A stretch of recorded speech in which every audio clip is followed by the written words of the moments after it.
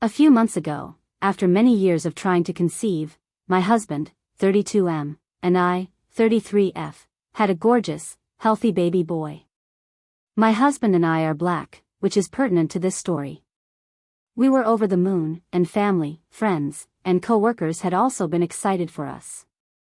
Right after I delivered, my husband emailed a birth announcement with a photo of our son to everyone in his office.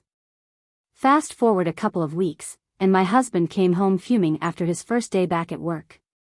One of his coworkers informed him that another guy in the office, a new young employee my husband barely knew, had been telling everyone willing to listen that my husband couldn't be our son's father because that baby is too light to be his and its hair is too long and straight.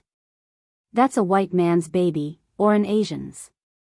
This guy proceeded to tell everyone what a sucker my husband was and that his excitement over finally becoming a dad was blinding him to the reality that he had been cheated on and his wife impregnated by another man.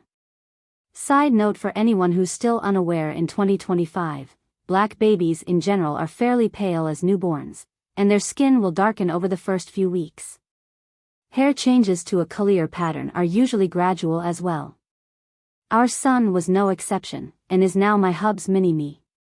My husband said he had immediately confronted and questioned the guy, who completely denied saying anything inappropriate and claimed he only said, as a joke, the baby was too cute to be my husband's.